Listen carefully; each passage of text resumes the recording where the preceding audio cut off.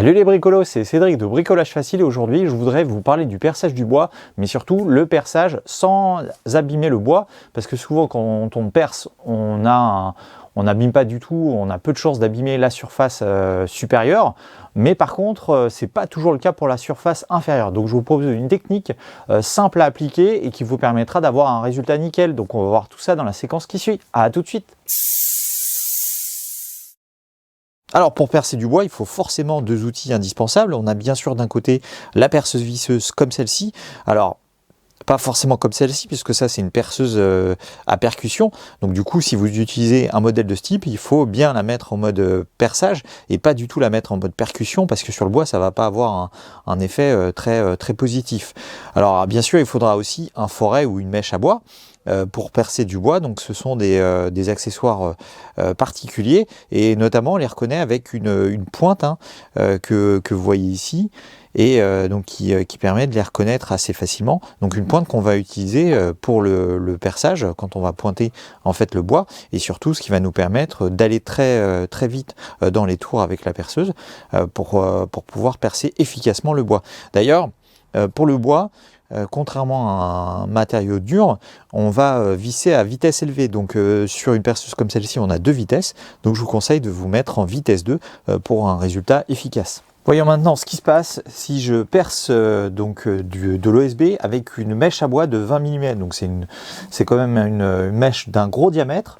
Donc on va pointer, voilà, et on va tout de suite accélérer.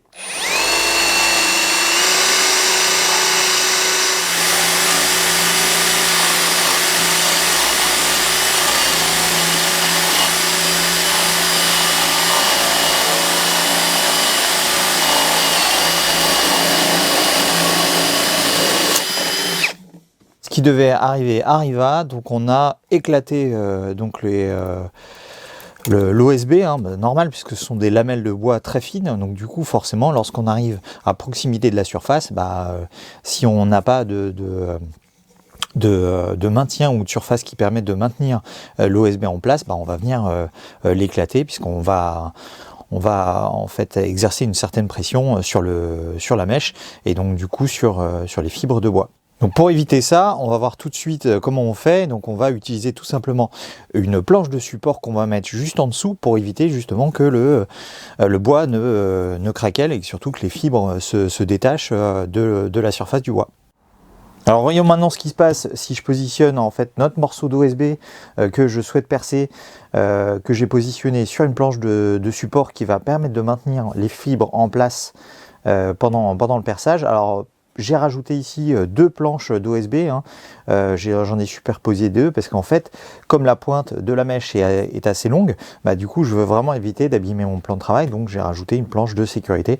Mais normalement une seule planche suffit, surtout si vous utilisez un foret à bois hélicoïdal. Alors le point important, c'est quand même de bien maintenir la planche qu'on souhaite percer en position et bien aussi contre la surface de la planche de support, parce qu'il faut vraiment éviter qu'il y ait un espace entre les deux pour éviter que les fibres ne se déchirent. Donc maintenant j'attaque le perçage de ma planche d'OSB, voilà, donc je pointe et ensuite j'y vais à fond.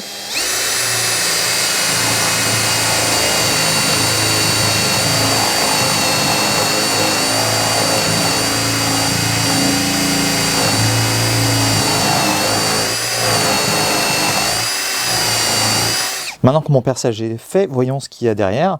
Et bien là en fait on voit que le résultat est beaucoup plus net puisqu'il n'y a pas du tout de fibres abîmées. Donc la coupe est vraiment assez franche et toutes les fibres autour du trou sont bien restées en place. Donc la planche de support a bien joué son rôle. Vous avez vu, rien très compliqué dans cette technique, il suffit de positionner la planche de bois à percer sur une autre planche qui vous servira de support.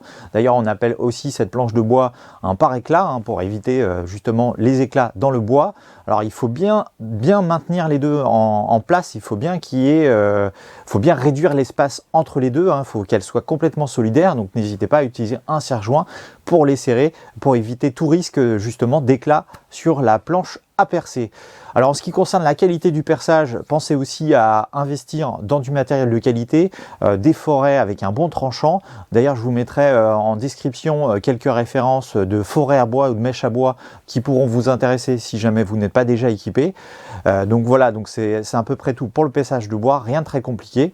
Donc j'espère encore une fois que cette vidéo vous a plu. N'hésitez pas à mettre un petit pouce bleu et à vous abonner à ma chaîne si ce n'est pas déjà fait. Et dans tous les cas, je vous dis à très bientôt pour une nouvelle vidéo. Salut!